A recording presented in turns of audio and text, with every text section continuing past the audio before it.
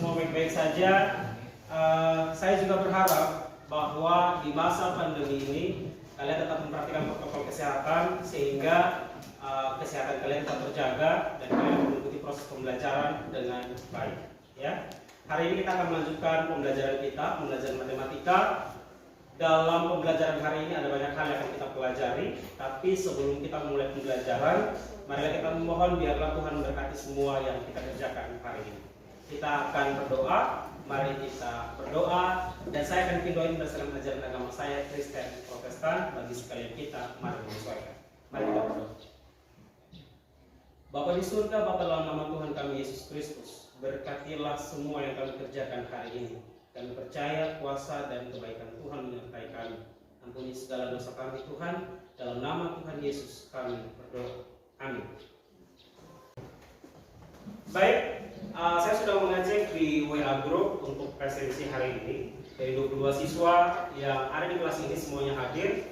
Terima kasih untuk kehadiran kamu semua yang telah memenuhi pembelajaran hari ini. Harapan saya adalah dalam pembelajaran hari ini kamu dapat mempelajari banyak hal, merupakan tindak lanjut dari materi sebelumnya.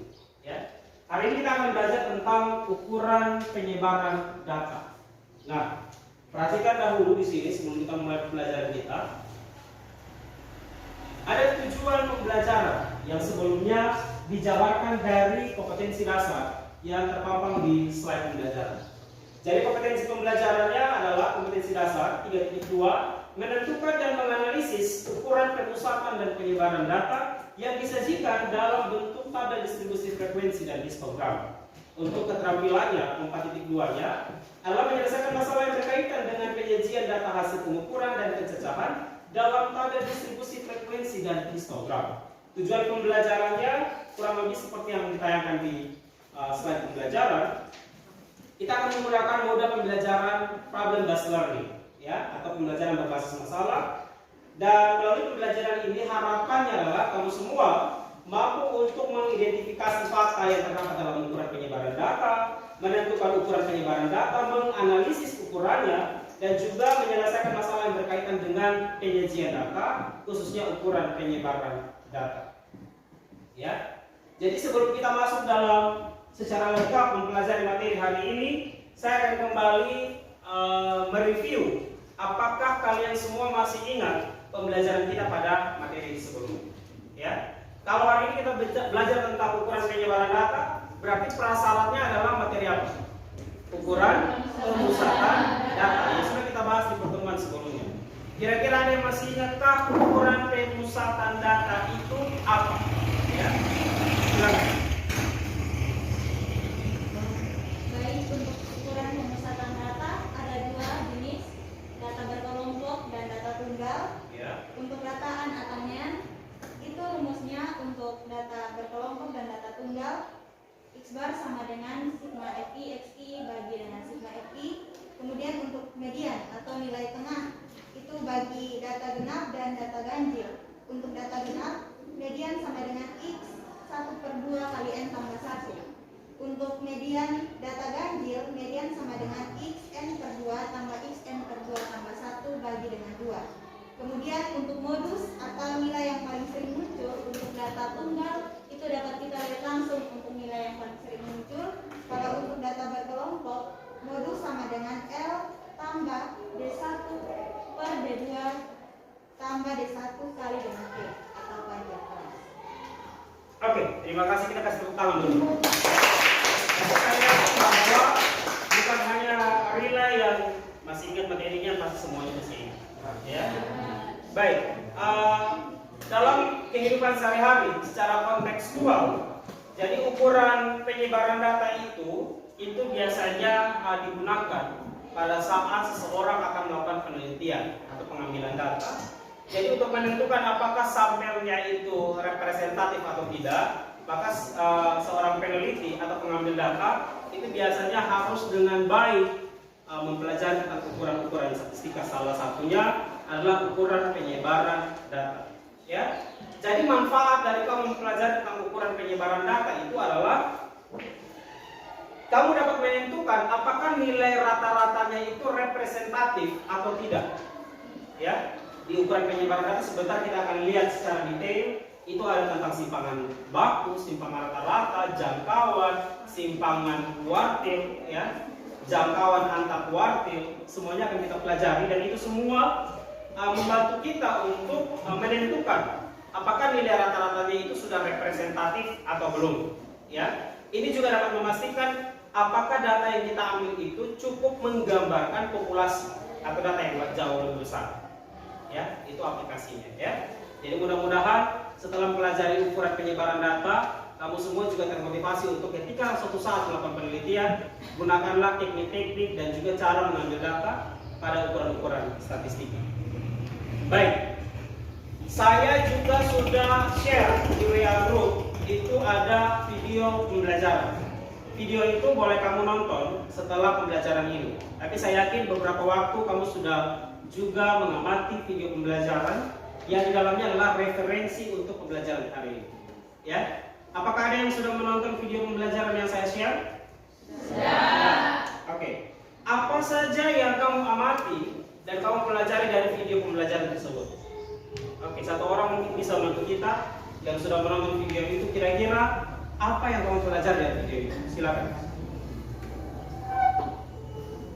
Baik, dari video pembelajaran yang sudah saya amati tadi malam, saya belajar untuk mengidentifikasi fakta-fakta yang terdapat pada ukuran penyebaran data. Ada beberapa hal yang perlu dikuasai sebelum mempelajari ukuran penyebaran data, yakni ukuran pemusatan data. Terima kasih. Oke, terima kasih. Ya. Jadi, Penny sudah coba menjelaskan pada kita bahwa dari video pembelajaran itu bisa jadi satu referensi pembelajaran, ya, sebelum masuk dalam pembelajaran hari ini. Tapi apakah ada yang mengalami kesulitan ketika memahami kembali video pembelajaran yang sudah ditonton? Ya, apakah ada pertanyaan? Saya persilakan. Ya, silakan.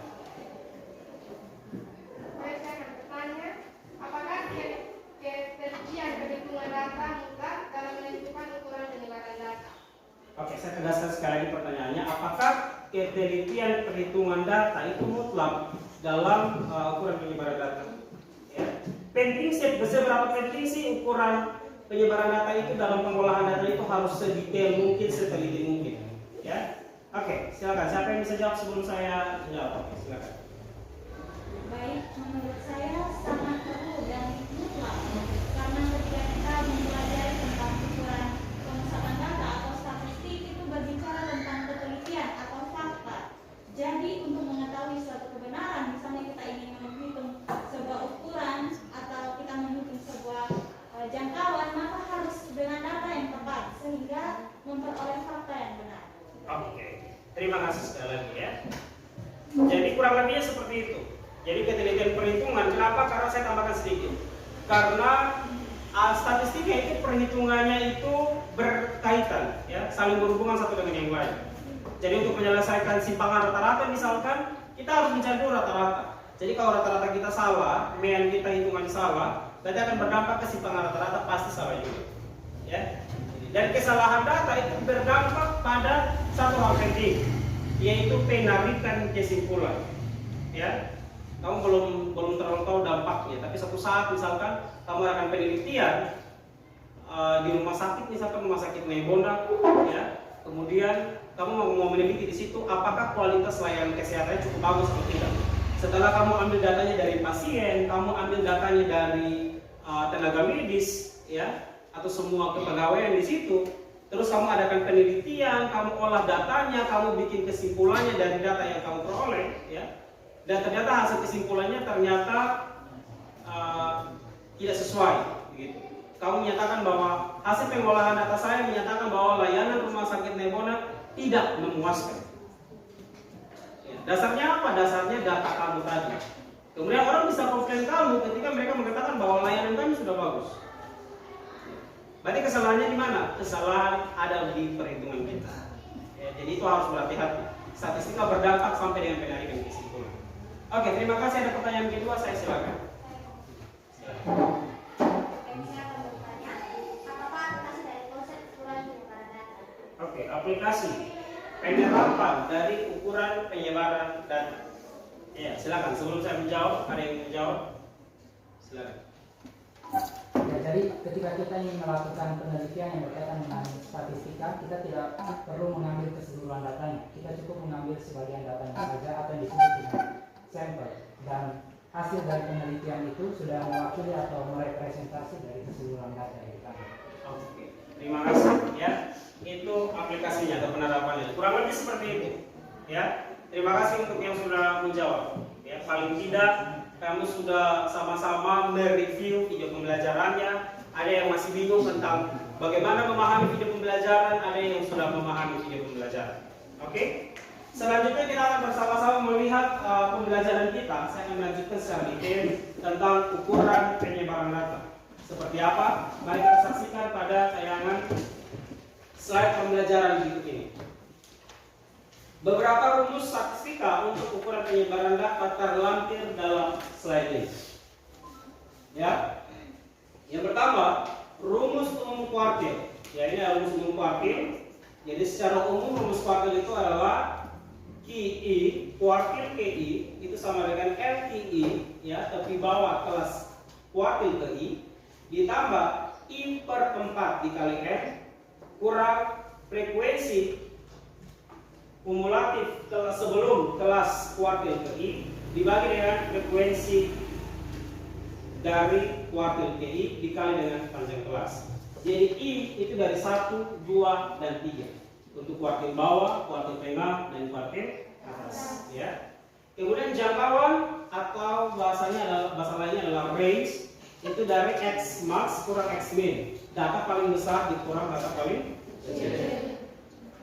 Kemudian H ini adalah jangkauan interkuartil atau antar kuartil. Rumusnya adalah kuartil 3 kurang kuartil 1. Dan seterusnya ada di bawah sini ada rumus Dessel secara umum, ya. Kemudian simpangan rata-rata data tunggal data kelompok, simpangan baku data tunggal data kelompok, selengkapnya ada di slide berikut. Simpangan rata-rata data tunggal dan data kelompok bisa kamu lihat dalam tayangan slide ini. Keterangan rumusnya sudah saya pasangkan juga.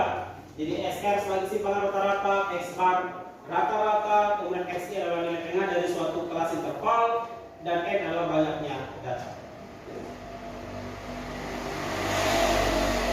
Kemudian yang berikut adalah simpangan baku, ya, atau standar deviasi. Jadi di simpangan baku ini rumusnya adalah sebagai berikut, kurang lebih keterangannya sama seperti di simpangan rata-rata, ya. Yang berbeda dari keduanya adalah pada simpangan rata-rata itu menggunakan tanda mutlak. Kemudian pada simpangan baku menggunakan kuadrat, ya. Jadi tanda kurung biasa, kemudian dikuadrakan adalah selisih antara nilai tengah dengan rata-rata. Salah satu contoh soal, ya, ini cukup aplikatif, tapi datanya sudah disajikan seperti itu. Ini merupakan hasil tes matematika 30 siswa kelas 11 IPA seperti terlampir pada tabel berikut. Kemudian dari data ini tentukanlah simpangan bakunya, ya. Ada cukup tabel yang perlu kamu lengkapi sebagai bagian dari penyelesaian menentukan simpangan baku suatu data yang disajikan. Jadi yang pertama nilainya, kemudian frekuensi kita notasikan dengan FI, frekuensi kelas QI, kemudian ada titik tengah atau XI, titik tengah didapat dari, ada yang masih ingat titik tengah? Batas bawah tambah batas atas dibagi 2. Kemudian dicari hasil kali dari FI dikali dengan XI, frekuensi dikali dengan nilai tengah, kemudian XI dikurang dengan X bar, selisih antara XI dengan X bar. X bar ini didapat dari sigma FI XI dibagi dengan sigma FI. Ya, dari tabel kita akan dapat hasil ini 16,33. Selisihnya adalah nilai tengah XI yang pertama kelas interval pertama dikurangi dengan nilai rata-rata mendapat nilai negatif. Tapi ingat bahwa dia akan dikuadratkan, otomatis akan menjadi positif. Setelah dapat selisih XI kurang X bar yang dikuadratkan, kemudian dikalikan dengan FI lagi, ya, dikalikan dengan FI yang ini, sehingga menjadi FI dikali dalam kurung XI kurang X bar dikuadratkan. Kita dapat sigmanya 836,7 adalah sigma FI dikali XI kurang X bar dikuadratkan. Kemudian ini tambahan saja XI dikali FI dikali X kuadrat. Kemudian dari sini kita dapat rumusnya. rumus untuk simpangan baku adalah akar dari sigma I sama dengan 1 sampai 5. Kenapa 5? Karena kelas intervalnya ada 5 ya. Kemudian dikali sigma I sama dengan 1 sampai 5 dari FI ya, berarti I 1, 2, 3, 4, 5 dikali XI kurang X bar dikuadratkan dibagi dengan banyaknya data ya, atau sigma FI. Maka didapat 836,7 dibagi 30 diakarkan mendapatkan nilai 5,28. Oke. Ada soal berikutnya. Perhatikan di sini. Di sini ada sebuah data ya, sudah disajikan seperti itu dalam tabel distribusi frekuensi. Tentukanlah kuartil 1, kuartil 2, kuartil 3, jangkauan interkuartil atau jangkauan antar kuartil ya. Rumusnya sudah saya paparkan, ada kuartil 3 atau kuartil atas dikurangi dengan kuartil 1 atau kuartil bawah. Kemudian simpangan kuartil itu rumusnya adalah setengah dari kuartil selisih kuartil 3 kurang kuartil 1 ya. Oke. Dengan menggunakan rumus tadi ya, ini saya sudah tentukan kelasnya ya, ada kelas interval kuartil bawah, kelas interval kuartil tengah, dan kelas interval kuartil atas ya. Cara menentukan kelasnya adalah dari rumus tadi.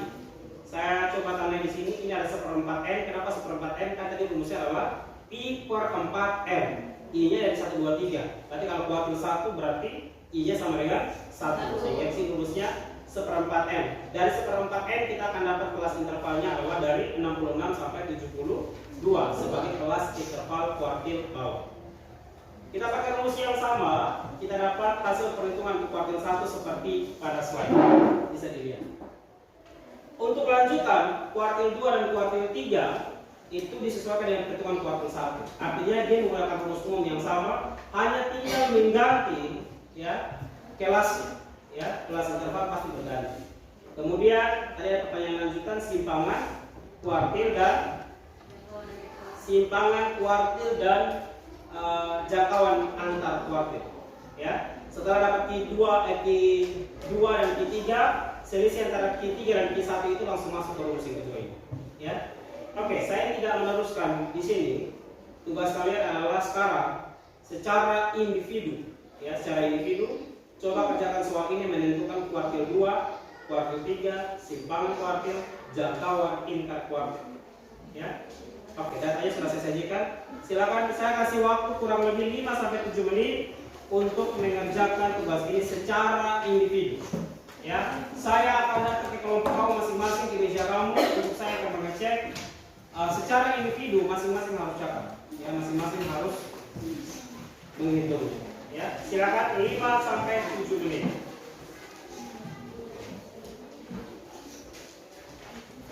BPR muda kamu saya sudah tentukan kelasnya. Boleh dilihat di sini. Ya.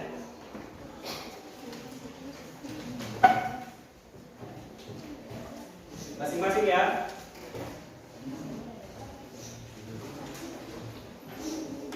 Oke.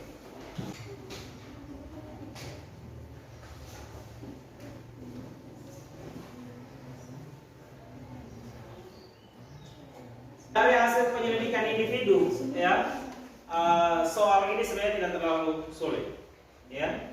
Artinya dari soal ini saja kamu sudah tahu bahwa ternyata untuk menyelesaikan suatu permasalahan ukuran statistika itu saling berhubungan satu sama lain. Untuk menentukan simpangan kuartil berarti harus tentukan kuartil 3 dan kuartil 1. Artinya punya kaitan satu sama lain, ya. Oke, saya akan minta beberapa orang, ya, untuk menjelaskan di depan di papan apa yang sudah kamu kerjakan tadi, ya. Oke, untuk yang lain kita akan kamu semua perhatikan di papan hasil kerjanya. Kemudian nanti kamu konfirmasi sendiri apakah hasil kerja kamu tadi itu secara individu sudah benar atau belum, ya. Oke, sekarang kita bersama-sama akan mengoreksi hasilnya, ya. Kuartil 2 berarti kelas kuartil 2 adalah kelas dari 73 sampai 79, batas bawahnya jadi 75,72,5 dan seterusnya. Hasil perhitungannya dapat kuartil 2 atau nilai tengahnya adalah 76,7.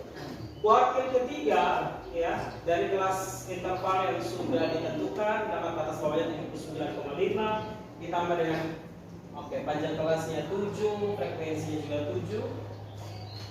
3/4 kali 40 dan seterusnya sehingga mendapatkan kuartil 3 adalah 83,49.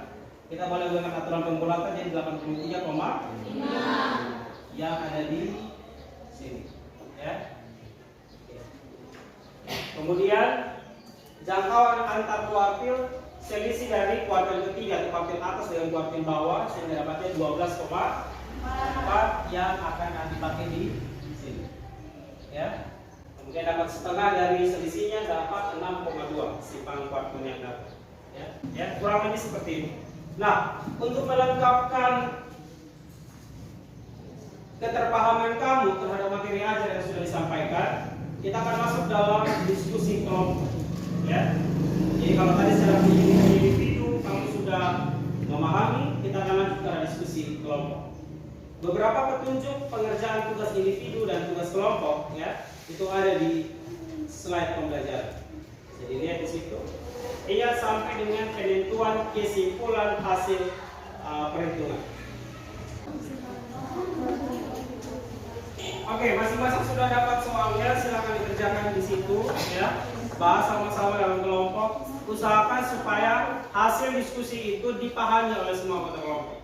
Sajikan presentasi terbaik. Setelah ini masing-masing kelompok akan tampil di depan presentasi.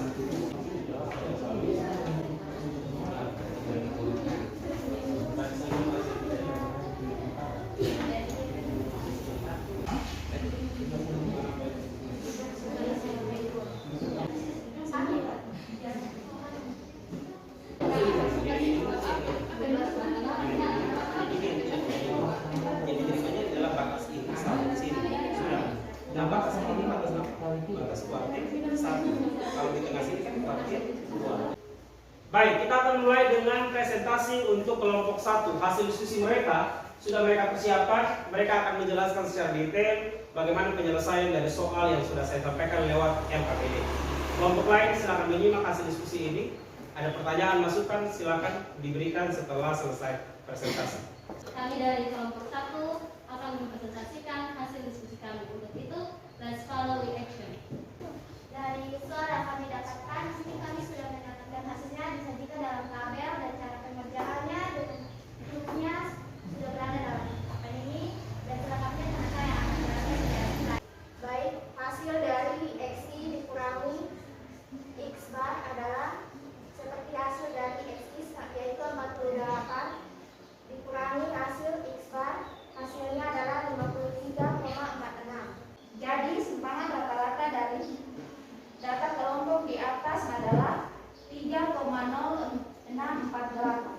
Silakan ada tanggapan dari kelompok lain, saya silakan. Terima kasih untuk kesempatan yang diberikan kepada saya. Saya akan memberikan pertanyaan. Pertanyaannya, apa tujuan dari perhitungan simpangan rata-rata? Oke, baik, di sini saya akan menjawab pertanyaan dari Nani. Tujuan tersebut adalah ukuran tersebut menyatakan seberapa besar penyebaran tiap nilai data terhadap nilainya atau rata-rata. Baik, terima kasih atas perhatian. Kami ucapkan terima kasih banyak. Oke, kita kasih tepuk tangan untuk kelompok 1. Baik, kita akan masuk dalam presentasi hasil diskusi kelompok 2. Silakan moderator akan memulai. Kita semua akan memperhatikan hasil diskusi. Ya, silakan. Baik, selamat pagi Pak Guru dan teman-teman. Selamat pagi. Terima kasih atas waktu yang diberikan kepada kami kelompok 2. Saya akan mempersilakan teman saya untuk membacakan hasil diskusinya. Terima kasih.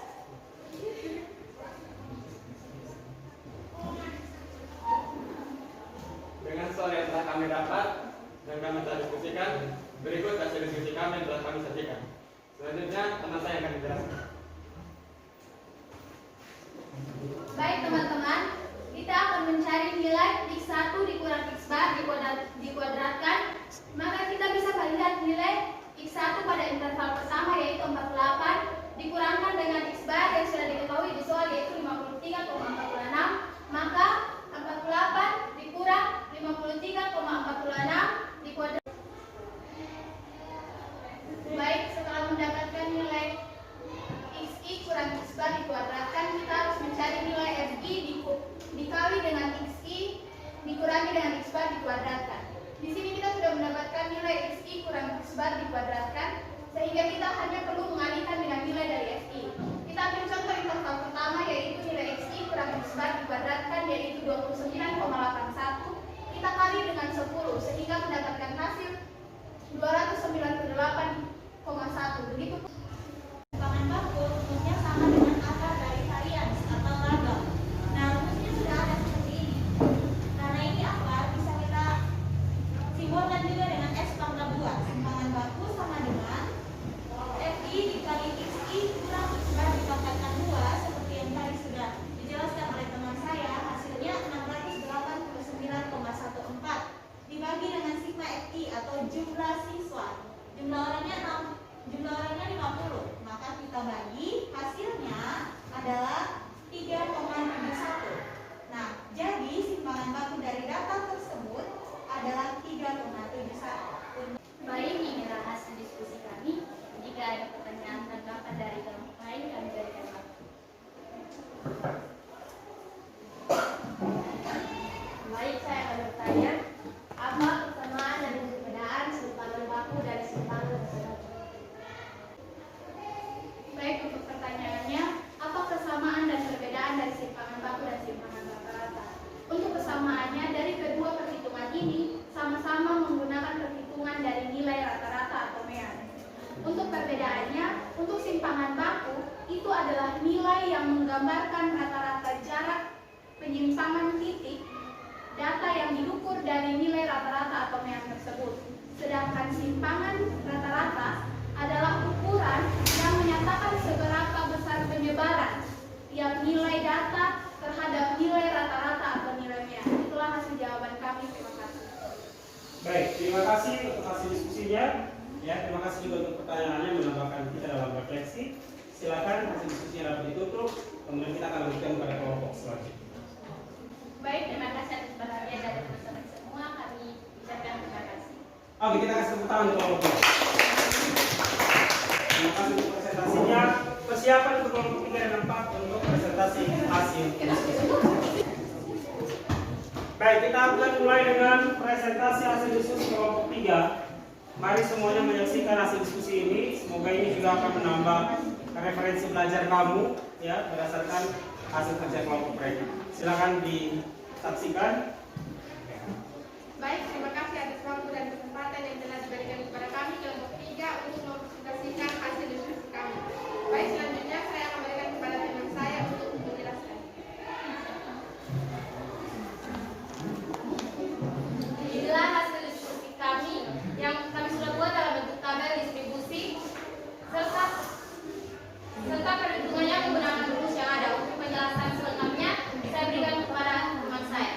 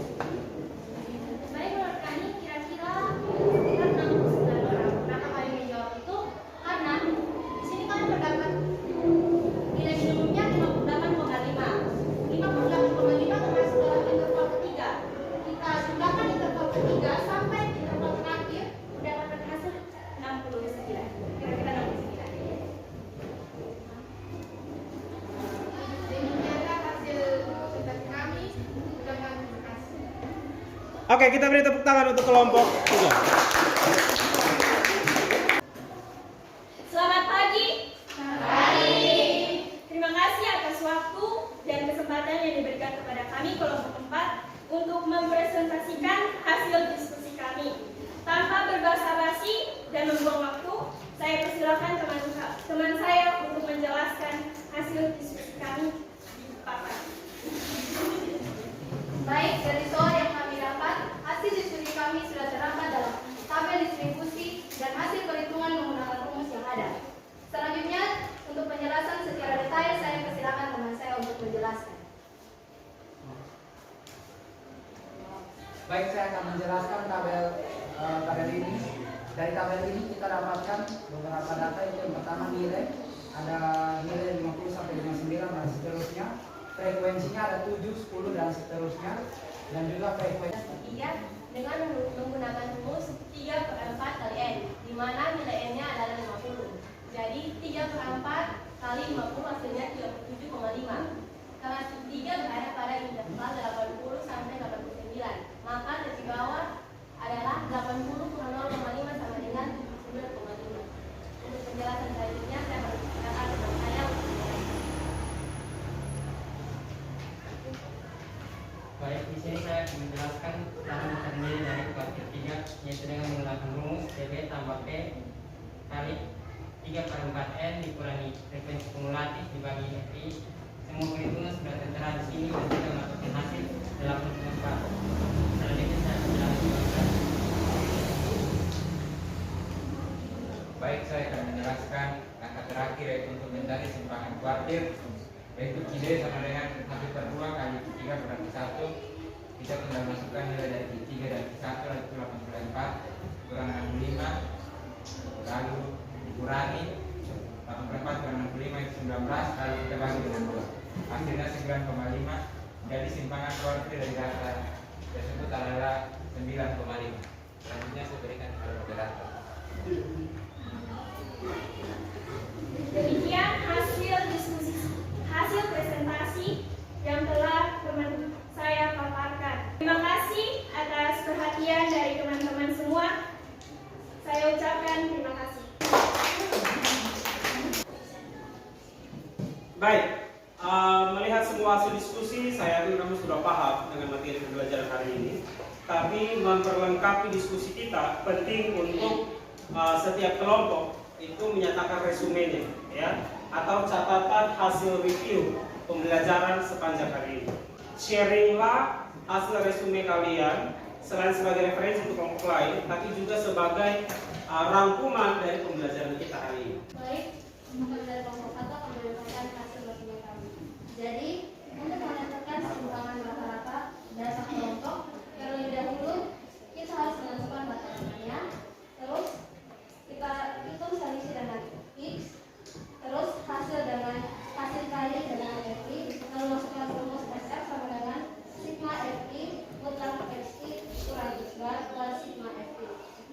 Oke, terima kasih. Kita kasih tepuk tangan untuk kelompok. Kira-kira itu poin penting dari pembelajaran hari ini. Kelompok 2, silakan. Baik, terima kasih atas kesempatannya. Kesimpulan yang dapat kami ambil dari pembelajaran hari ini tentang simpangan baku. Simpangan baku dapat ditentukan dengan nilai akar dari varians atau ragam yang disimbolkan dengan dot S dan dirumuskan dengan akar dari sigma FI dikali XI kurang X bar ditambahkan 2 dibagi dengan sigma FI. Oke, kita beri tepuk tangan untuk kelompok 2. Silakan kelompok 3. Resume yang kami peroleh dari hasil diskusi kami untuk mencari nilai kuartil 1, kita harus menghitung terlebih dahulu frekuensi kumulatif, kemudian kita tentukan tepi bawah dan panjang kelasnya. Setelah mendapatkan hasilnya, kita masukkan ke dalam rumus. Itu sama dengan CB tambah P dikali 1/4 dikali N dikurangi frekuensi kumulatif dibagi frekuensi. Oke, terima kasih. Dan kelompok 3. Selanjutnya kelompok terakhir akan menyampaikan resume. Silakan. Resume pada pembelajaran hari ini, untuk menentukan simpangan kuartil kita perlu terlebih dahulu mencari frekuensi kumulatif dari data yang disajikan. Setelah itu kita menentukan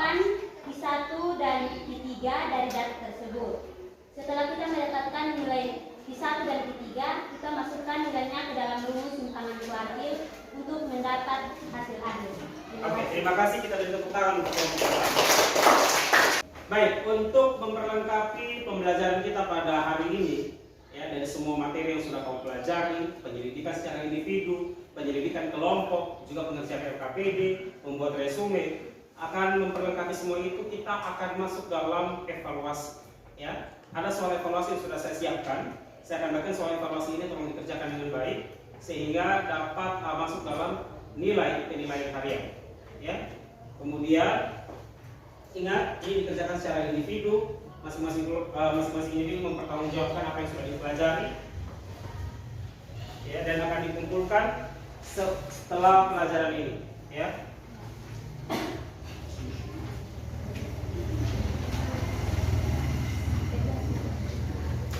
Baik, ini kira-kira soal evaluasinya. Tolong dicermati baik-baik soalnya, langkah-langkah kerjanya, semua konsep rumusnya diperhatikan dengan baik supaya dapat dikerjakan. Semoga nilai ini juga memuaskan. Ya, ingat setiap soal itu mempunyai bobotnya masing-masing. Ya, soal aplikatif atau soal penerapan biasanya bobotnya jauh lebih besar daripada soal perhitungan biasa. Ya, diperhatikan dengan baik. Kemudian akan dikumpulkan setelah pelajaran ini. Setelah itu ada soal penugasan. Ya, soal penugasan akan saya share di WA group, diperhatikan dengan baik soal-soalnya, dikumpulkan dalam bentuk file PDF melalui WA group juga. Ya, oke, boleh diskusi intern dalam WA group supaya memastikan bahwa jawaban kalian terkonfirmasi benar. Oke. Selanjutnya, untuk materi berikutnya pada pertemuan selanjutnya kita akan membahas tentang aplikatif dari ukuran pemusatan dan ukuran penyebaran data, atau singkatnya adalah bagaimana caranya kita menyelesaikan masalah kontekstual yang berhubungan dengan ukuran pemusatan dan penyebaran data. Ya, itu di pertemuan selanjutnya. Baik, menutup pembelajaran hari ini, kita akan sama-sama berdoa, bersyukur untuk semua yang telah kita pelajari hari ini. Saya akan menutupnya dalam doa berdasarkan ajaran agama saya dan mari sekalian kita menyesuaikan. Mari kita berdoa. Tuhan, kami bersyukur dan berterima kasih kepadamu, Engkau telah memimpin dan menyertai kami sehingga semua proses pembelajaran dapat berlangsung dengan baik. Berkatilah semua yang telah kami pelajari Tuhan. Berkati perjalanan pulang kami, agar kami sampai ke tempat tujuan kami dengan keadaan selamat. Ini doa kami, ampuni segala dosa kami. Dalam nama Yesus kami berdoa. Amin. Baik, terima kasih untuk pertemuan hari ini. Kita akan bertemu pada pertemuan selanjutnya. Silakan siapkan kelas kita dan kita akhiri pembelajaran hari ini. Silakan. Siap. Hormat.